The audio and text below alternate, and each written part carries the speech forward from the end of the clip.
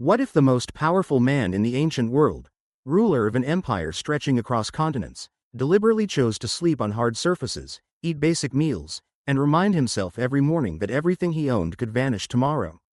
Imagine this emperor, facing betrayals, devastating plagues, and endless wars, yet staying completely unshaken while surrounded by unimaginable luxuries and temptations.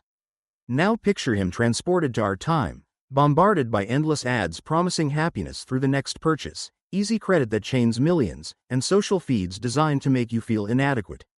He'd see through it all instantly, and the chilling secrets in his private journal could expose how modern society turned freedom into the most expensive trap ever built. Stick around to the end, because the most radical, life-changing insights from his words aren't the feel-good quotes. They're the brutal truths about desire, control, and true wealth that threaten the entire consumer system today. These ancient warnings hit harder now than ever, and they might just be your shield against the CHAO's coming. If an ancient ruler at the pinnacle of power had access to modern plastic payment methods, he would likely reject them outright in favor of unwavering self-discipline. This figure commanded the greatest dominion of his era yet opted for austere habits, modest nourishment, and daily reflections on the impermanence of possessions, including prosperity itself. Transpose him into today's bustling commercial centers filled with deferred payment temptations, targeted promotions, and relentless cycles of instant gratification. He would survey the scene and pose the profound query we've largely overlooked. How did independence come at such a steep price? Contemporary existence normalizes fiscal disorder, treats individual obligations as routine, and views restraint as antiquated. Yet 2 millennia past, one of history's most influential leaders penned a private manual for maintaining composure, reason, and stability amid turmoil. Composed not for acclaim or audience but for personal endurance, this work evolved into a timeless collection of thoughts, offering a perspective on handling resources that's profoundly subversive and urgently relevant in our age. Please subscribe to our channel. It means the world to us and really helps us keep creating more content like this. Thank you so much. Born in 121 AD into Exter AO.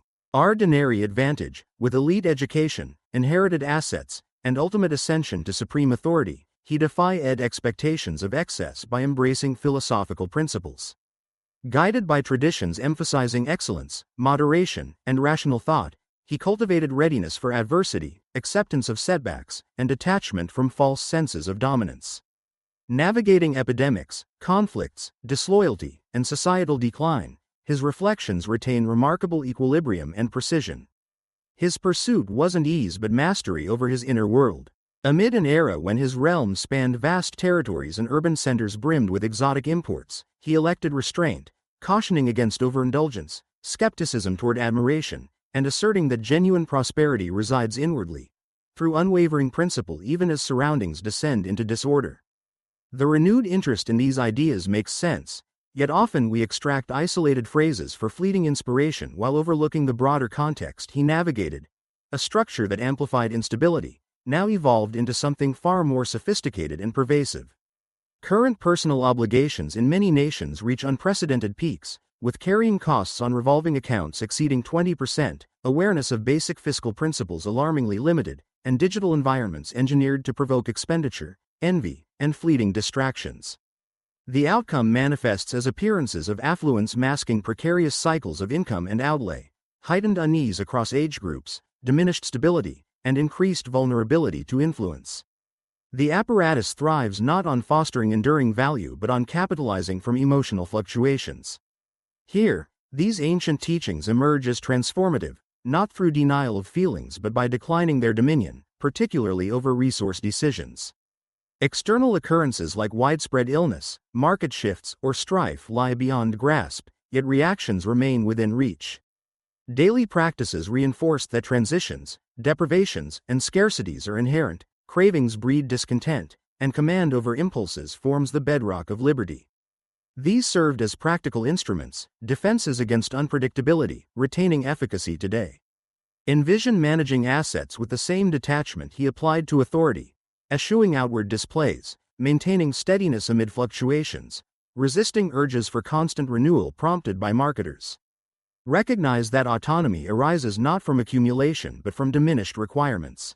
This approach transcends surface-level simplicity, it challenges the foundations of contemporary exchange, reliant on borrowing, expenditure, and perpetuated wants. Contentment undermines growth imperatives. Moderation yields no margins. He viewed opulence not as entitlement but as trial, ease as enfeebler, presumption as corrupter, and valued only that which external forces couldn't seize. Conventional measures fixate on visible indicators, vehicles, residences, statements, yet he would deem them deceptive, stressing resilience when such elements fade. Such composure grows scarce amid environments where brief valuation drops trigger widespread disruptions, cost adjustments strain households, or curated images provoke feelings of inadequacy resolved only through acquisition. Vulnerability extends beyond leverage to emotional exposure, treating plenty as default and unease as anomaly, whereas these traditions positioned challenge as preparation.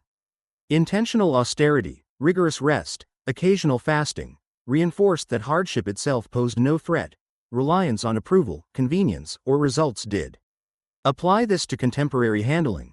Anticipate instability rather than respond impulsively. Establish safeguards, eliminate superfluous outflows, cultivate comfort with moderation.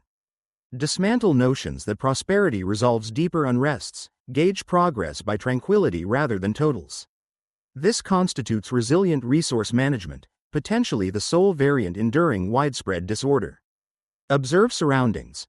Purchasing power erosion intensifies, public entities extend commitments infinitely, monetary guardians navigate between expansion to avert slumps and restrictions to temper prior excesses.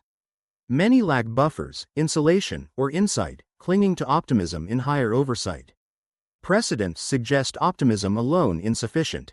He would neither await rescues nor attribute faults externally. Regardless of flaws, focus commenced inwardly, thoughts, routines, anticipations. Therein lies individual influence. Constructing authentic independence demands no mastery of intricacies, merely lucidity.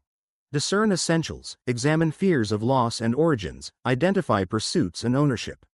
Avoidance of such inquiry sustains participation in imposed patterns, beneficial to the structure.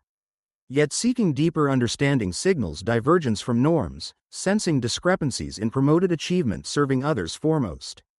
Perhaps remedies lie not in novel tools, additional endeavors, or vocal advisors but in enduring counsel applied consistently. Amid valuation alarms, adapt simplicity. Resist consumption prompts. Override reactive impulses. Ultimately, fiscal autonomy derives not from inflows but internal dominion. Though unfamiliar with revolving credit, he comprehended enslavement by appetites and liberation through their command. Such constitutes enduring prosperity and genuine liberty, equipping navigation through turmoil, timeless or present. If this shifted your viewpoint, consider subscribing. Precedents hold insights worth exploring further.